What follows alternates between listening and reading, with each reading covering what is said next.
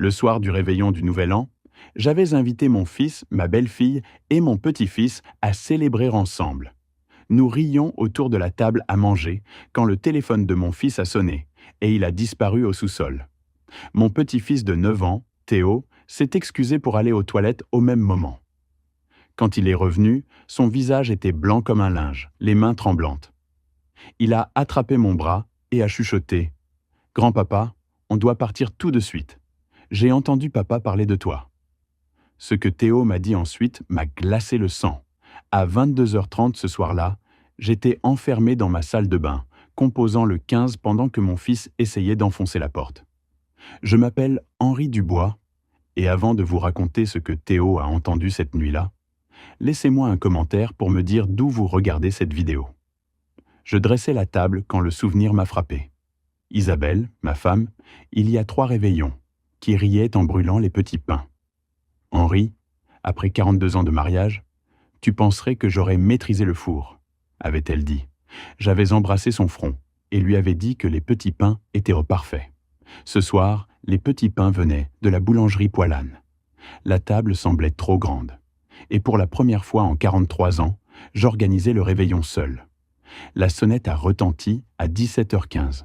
J'ai ouvert pour trouver Sébastien qui secouait la neige de ses chaussures. Camille, ma belle-fille, derrière lui avec son sourire étudié, et Théo, mon petit-fils de 9 ans, serrant un sac à dos comme un bouclier. Papa. Sébastien m'a pris dans une brève accolade. J'ai senti l'odeur d'un parfum coûteux. Quand il s'est reculé, j'ai remarqué la montre à son poignet. Une Rolex en or rose, le genre qui coûte plus que ce que je gagnais en 6 mois d'enseignement de littérature française au lycée Voltaire. Le mois dernier, il m'avait dit que l'argent était serré.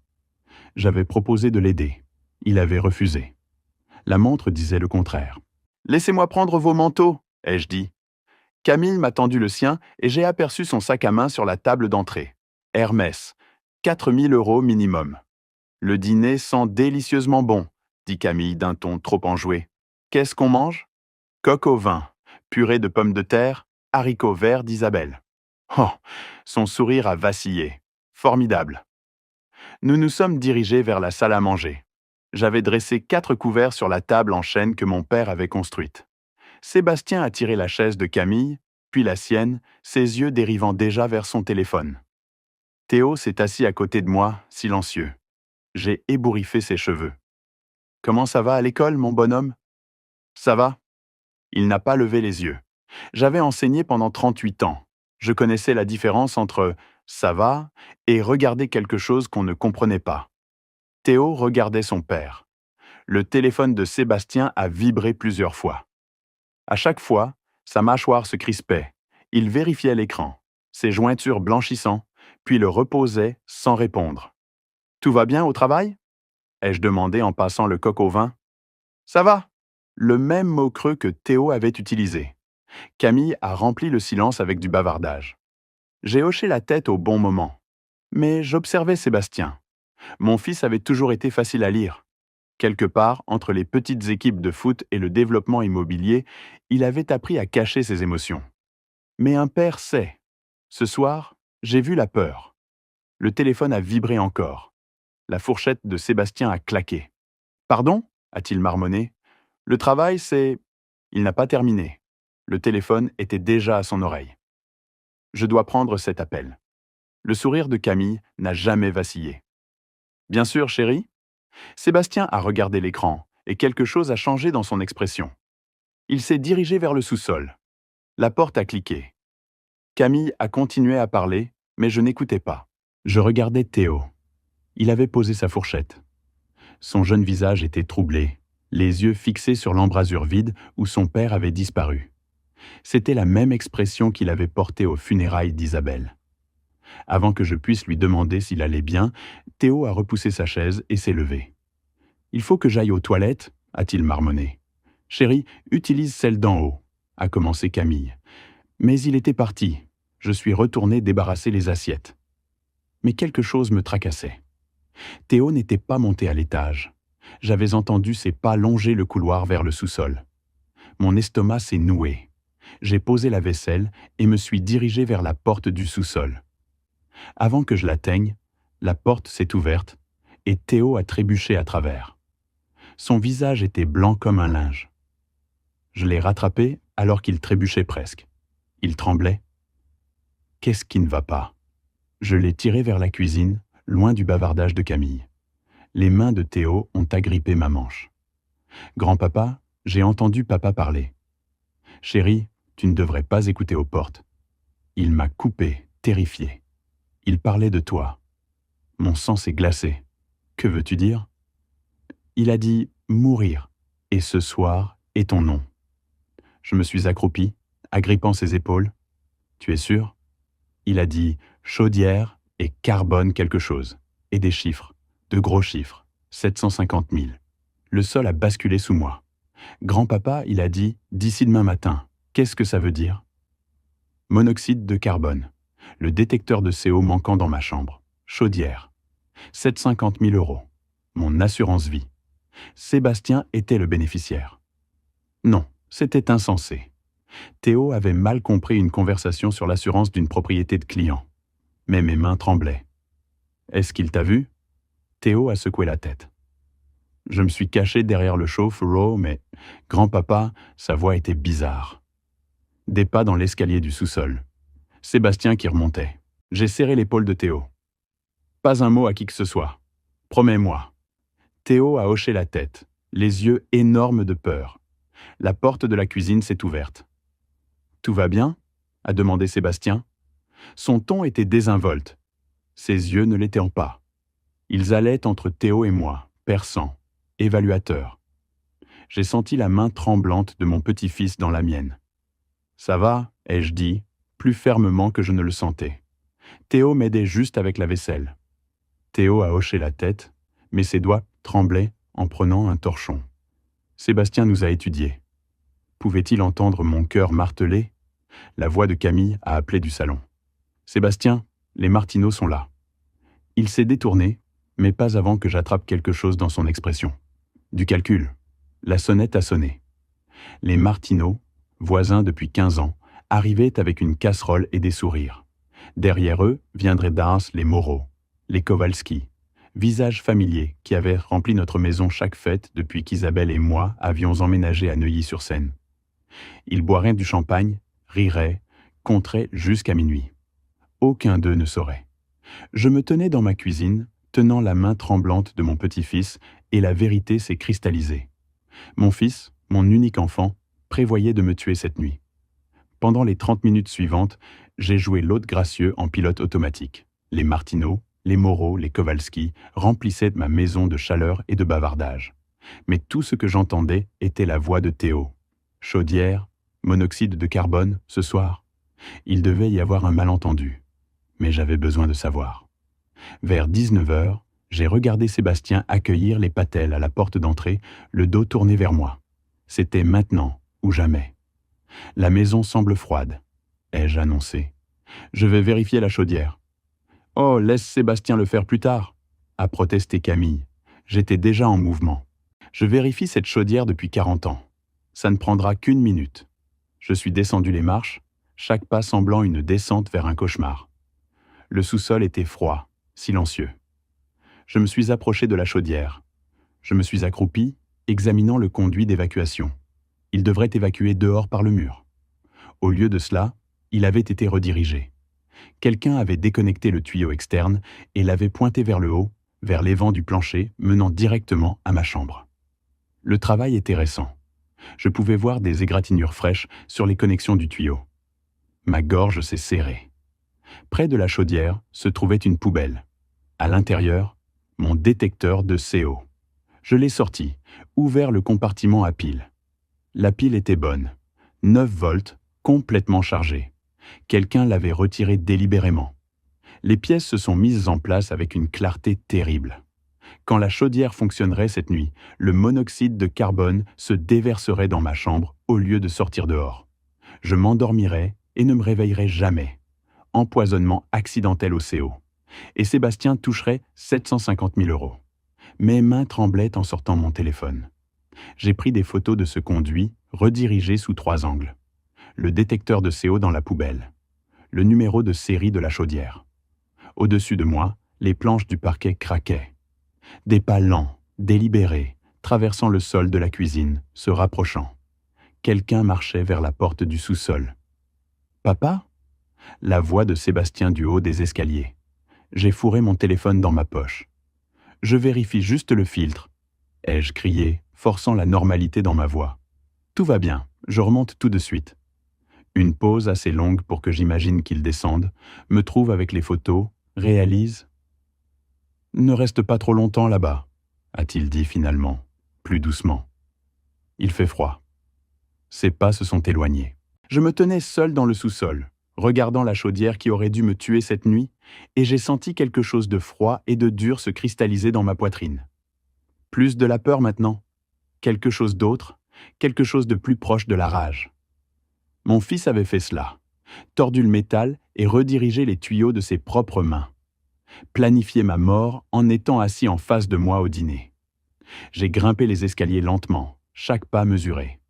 En haut, je pouvais entendre de la musique, des rires, des célébrations. Ici en bas dans le sous-sol, je venais juste de trouver la preuve que mon unique enfant voulait ma mort. À 20 heures, je ne pouvais plus maintenir la façade. « Excusez-moi », ai-je dit au Moreau. « Mal de tête, j'ai besoin de m'allonger. » Des murmures inquiets m'ont suivi à l'étage. J'ai verrouillé la porte de ma chambre et entendu le verrou cliquer comme un coup de feu. Derrière moi, les sons de fête. Devant moi, mon téléphone brillant avec des photos que j'aurais souhaité qu'elles n'existent pas. Je me suis assis au bord du lit qu'Isabelle et moi avions partagé pendant 40 ans et j'ai regardé la preuve que mon fils prévoyait de m'assassiner cette nuit. J'ai fait défiler les photos encore une fois, espérant que je les avais mal lues. Le conduit redirigé était clair, sans équivoque, intentionnel. J'ai vu Sébastien à 8 ans dans son uniforme de petite équipe de foot. « Je t'aime, papa », avait-il dit. Quand ce garçon était-il devenu ceci ? Je me suis souvenu d'Isabelle 2 mois avant que le cancer ne l'emporte. Elle avait serré ma main. « Surveille Sébastien. Il prend toujours le chemin facile. Des raccourcis. » J'avais écarté cela. « Il est juste ambitieux, Isabelle. » « Non, » avait-elle dit. « Il est désespéré, et les gens désespérés font des choses désespérées. » Je n'avais pas compris alors. Je comprenais maintenant.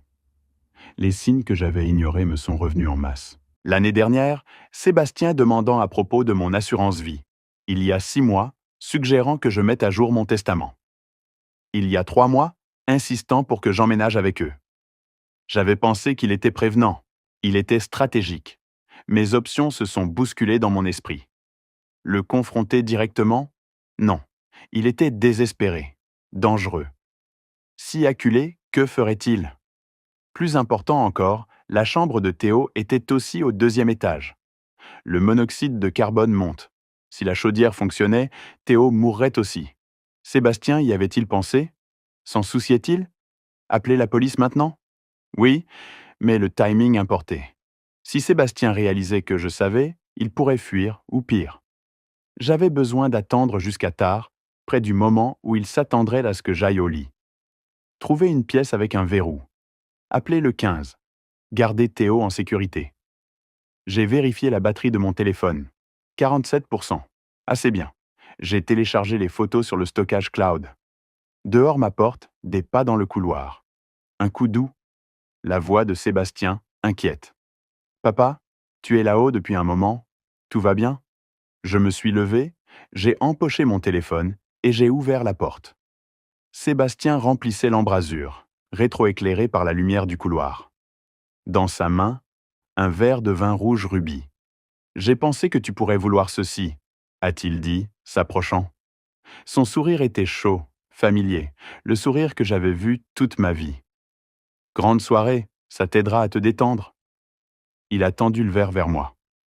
Le vin a attrapé la lumière, presque noire. « Peut-être même t'aider à mieux dormir ?» a-t-il ajouté. Le mot « dormir » est resté suspendu entre nous comme une lame. J'ai regardé le visage de mon fils et j'ai essayé de trouver le monstre en dessous. Mais tout ce que je voyais était le garçon que j'avais élevé, ce qui le rendait d'une certaine manière pire. J'ai pris le verre de vin de la main de mon fils, senti son poids, senti ses yeux qui regardaient. « Merci, ai-je dit, c'est attentionné. »« Bois, a dit Sébastien. Il n'a pas bougé, attendant. J'ai levé le verre à mes lèvres, laissé le vin toucher ma langue sans avaler. Senti les tanins amers, puis l'ai abaissé. Parfait, je vais le finir en bas. Les épaules de Sébastien se sont détendues. Bien, descends quand tu seras prêt. La fête devient animée. Au moment où il est parti, je suis allé à la salle de bain et j'ai versé le vin dans l'évier. Je l'ai regardé tourbillonner dans les canalisations, sombre comme du sang. Je me suis forcé à redescendre, le verre de vin vide à la main. La fête avait grandi, du champagne qui coulait, de la musique qui jouait, des décorations de compte à rebours qui montaient. Je me déplaçais dedans comme un fantôme, serrant des mains, hochant la tête à des conversations que je n'entendais pas. Sébastien n'arrêtait pas d'apparaître à mon coude. « Papa, tu as l'air épuisé. Pourquoi ne pas te coucher tôt? Longue journée demain. » Chaque suggestion semblait bienveillante. Chacune était un compte à rebours vers ma mort. J'ai esquivé. Je veux voir minuit avec Théo. Vers 21h30, j'ai remarqué Sébastien et Camille dans la cuisine. Ils ne me voyaient pas les observer. Camille secouait la tête, catégorique. Sébastien a agrippé son poignet, s'est penché près, a chuchoté. Son visage est devenu pâle. Il l'a relâché. Elle a hoché la tête.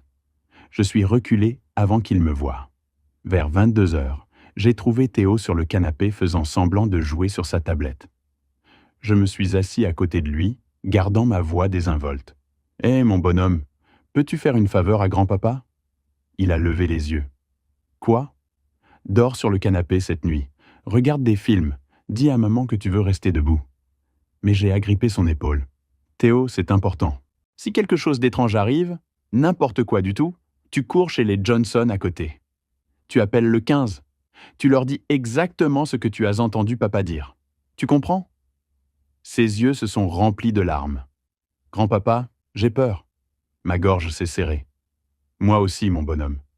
Mais on va s'en sortir. Je te promets. » « De quoi on parle ?» La voix de Sébastien derrière nous. Je me suis retourné.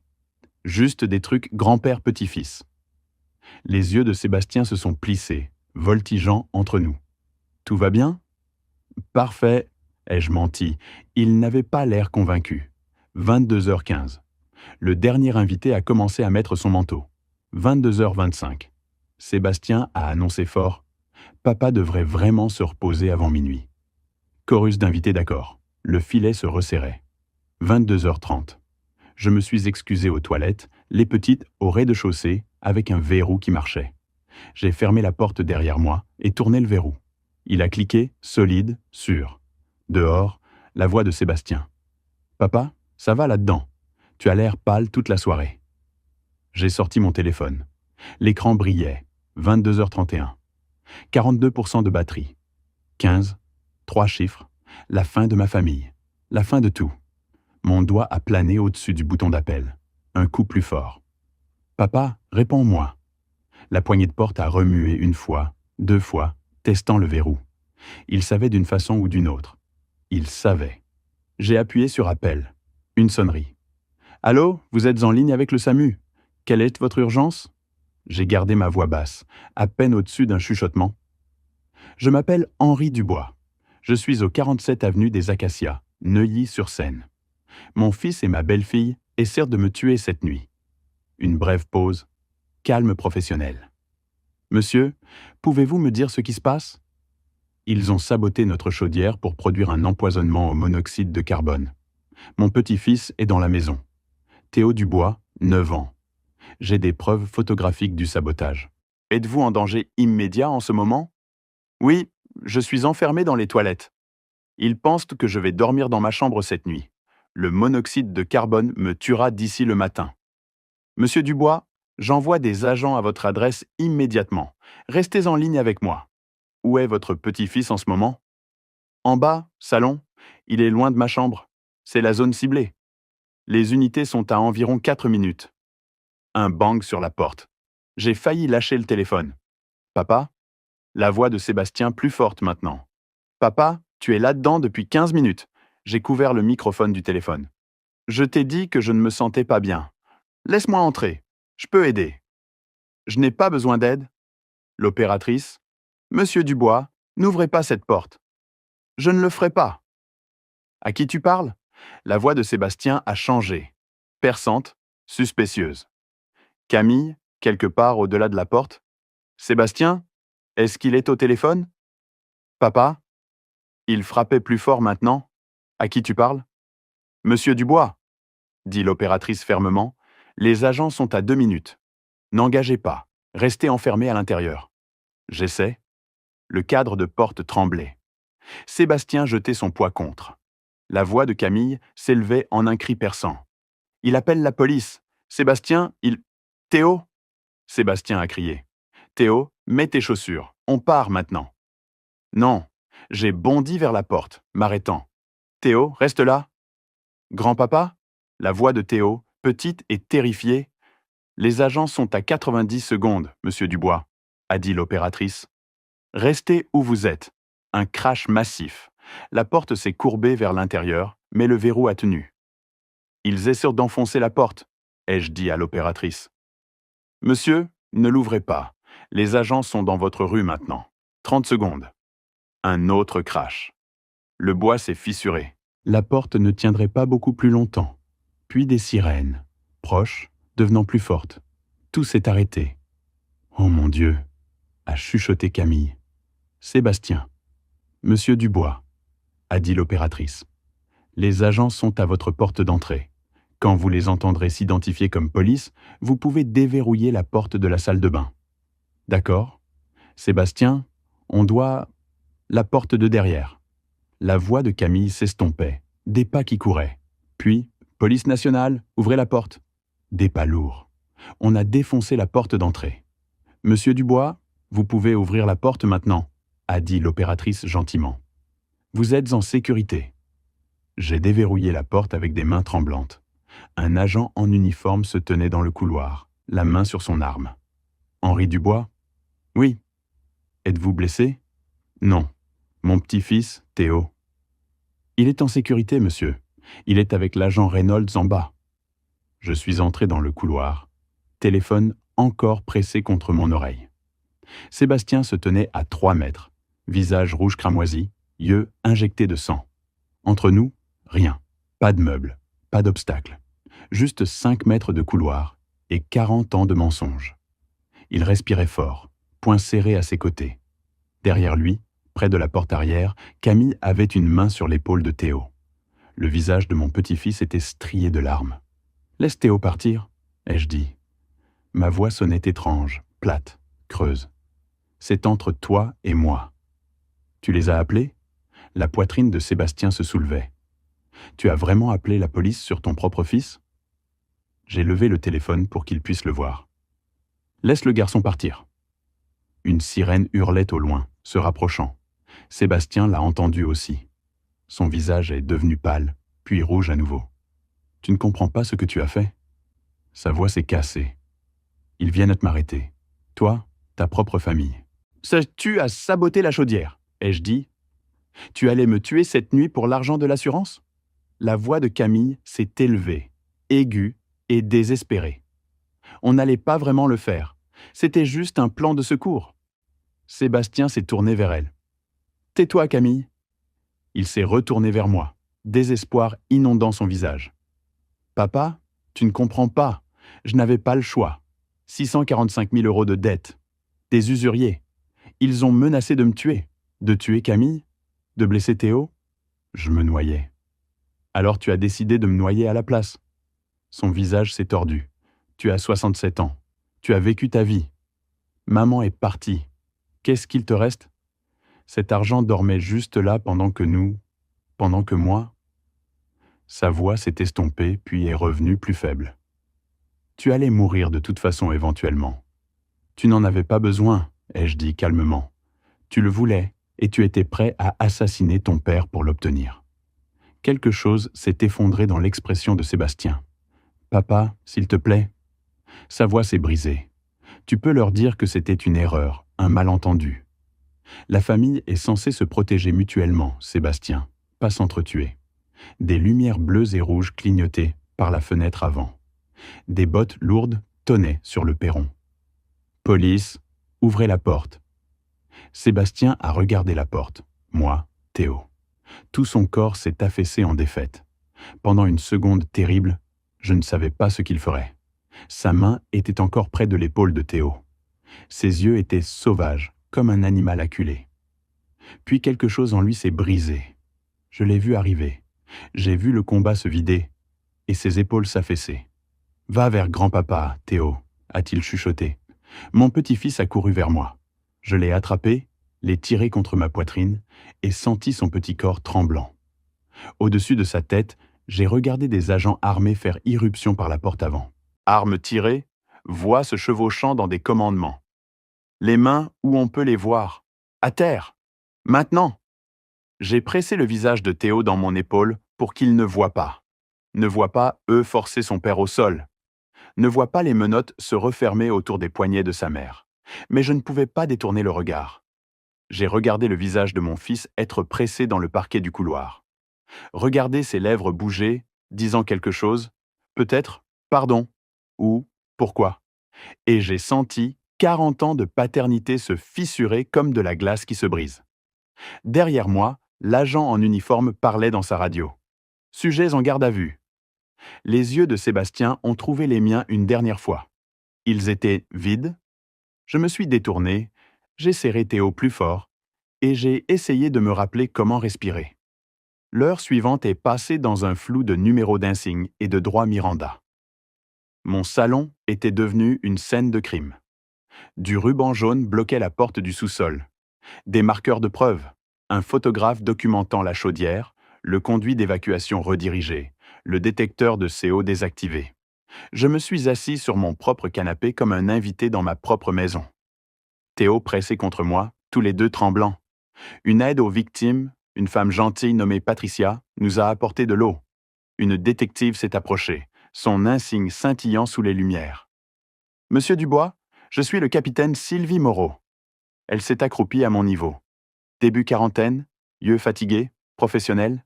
« Êtes-vous ou votre petit-fils physiquement blessé d'une façon ou d'une autre ?»« Non, » ai-je dit, « pas physiquement. J'ai besoin que vous me montriez ce que vous avez trouvé. » « Pouvez-vous faire cela ?» J'ai hoché la tête. Patricia est restée avec Théo pendant que je menais le capitaine Moreau au sous-sol. Les escaliers semblaient plus longs qu'avant. J'ai pointé la chaudière, le conduit redirigé.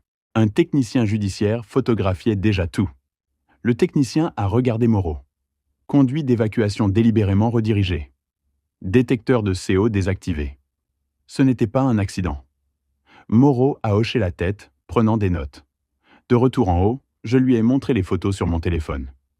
Elle les a fait défiler lentement, sa mâchoire se serrant. « Quand avez-vous pris celle-ci ?»« Vers 19h30 ce soir. »« Et vous n'avez pas confronté votre fils ?» J'avais peur de ce qu'il pourrait faire. J'ai attendu jusqu'à ce que je puisse appeler en sécurité. Elle a levé les yeux du téléphone. « Monsieur Dubois, c'est une tentative de meurtre avec préméditation.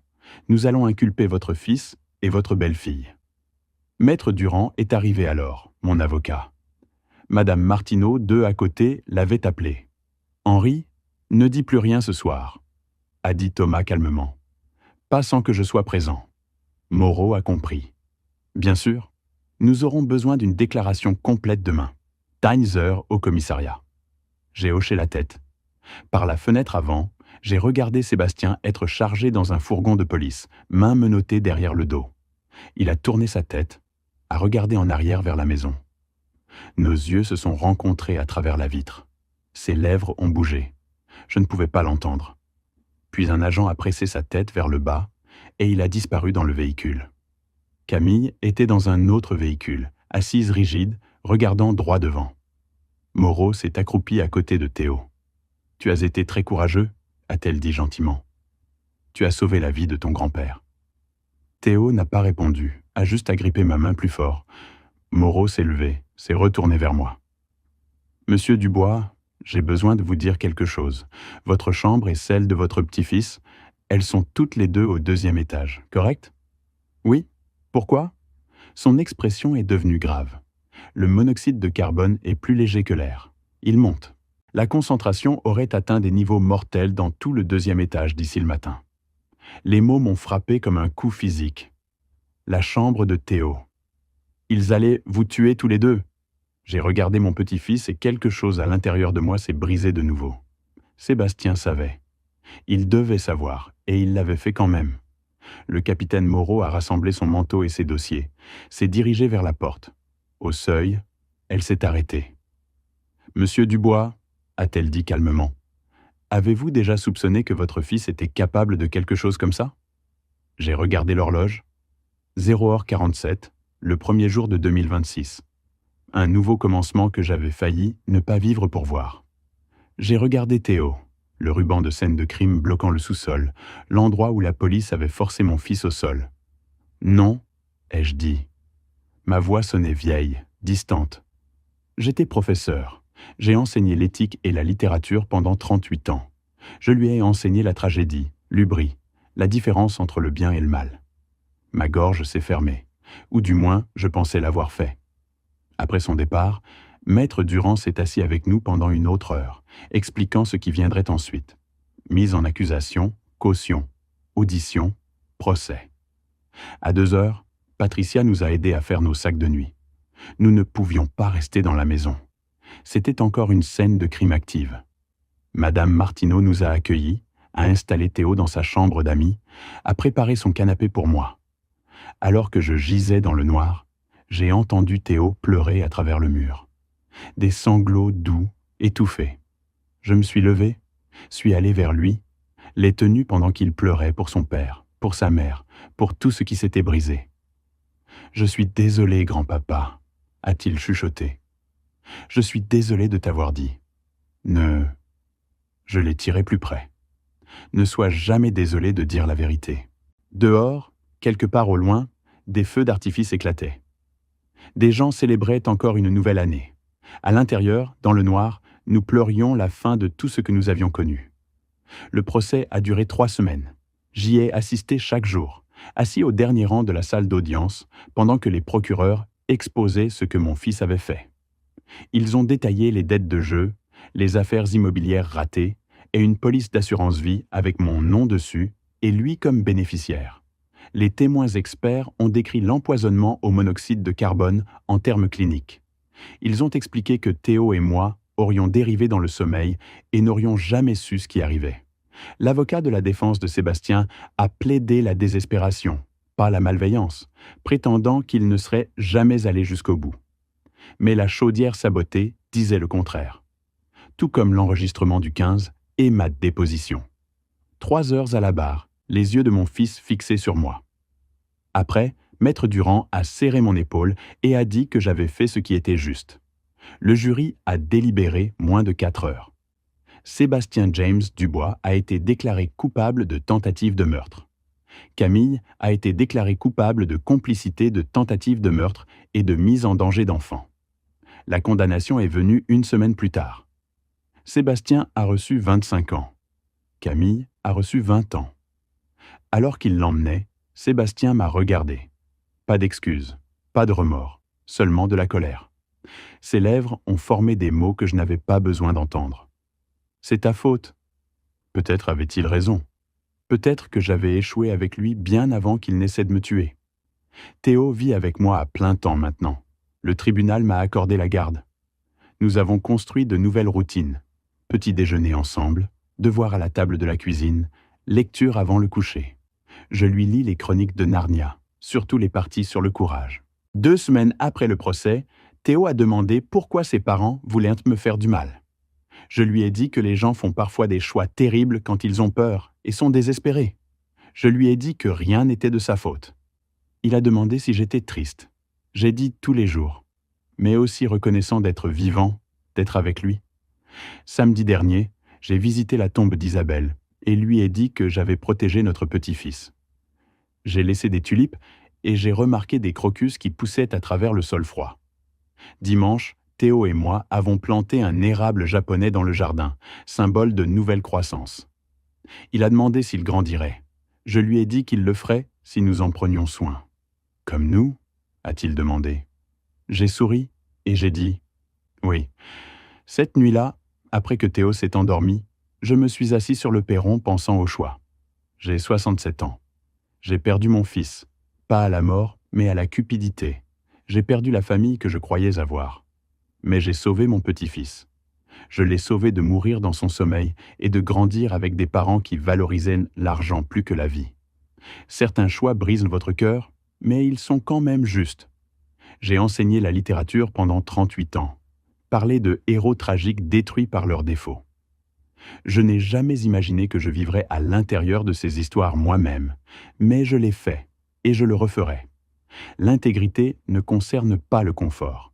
Il s'agit de vérité et de montrer à la prochaine génération par les actions comment choisir le courage plutôt que la peur, même quand tout fait profondément mal. L'érable bourgeonne maintenant. Théo l'arrose chaque matin. Parfois je regarde de la fenêtre et vois non pas ce que nous avons perdu, mais ce que nous avons sauvé, l'un l'autre, ensemble, encore debout, vivants. En repensant à ma vraie histoire, je vois un homme qui a ignoré les signes d'alarme, jusqu'à ce qu'il soit presque trop tard. Ne soyez pas comme moi. N'attendez pas que votre petit-fils pleure de terreur, que la chaudière ait été sabotée, que la police enfonce votre porte pour réaliser que quelque chose va profondément mal dans votre famille. La plus grande leçon que j'ai apprise, et c'est ce que je veux partager avec vous tous, c'est que l'amour sans limite n'est pas de l'amour du tout. C'est de la complaisance. C'est le poison lent qui permet au mal de prospérer au nom de la loyauté familiale. Dieu nous a donné le discernement pour une raison. Il nous a donné le courage de protéger les innocents, même quand ça nous coûte tout. Quand j'étais enfermé dans cette salle de bain, téléphone tremblant dans ma main, j'ai prié. J'ai demandé à Dieu de me guider, de me donner la force. Et il a répondu, pas avec du réconfort, mais avec de la clarté. Parfois, la volonté de Dieu n'est pas douce. Parfois, elle exige que nous sacrifions ce que nous aimons le plus pour sauver ce qui importe davantage. Cette histoire vraie n'est pas seulement la mienne. C'est un avertissement. Surveillez les signes. Désespoir financier soudain. Questions sur les polices d'assurance. Des proches qui veulent soudain aider quand ils ne s'en sont jamais souciés avant.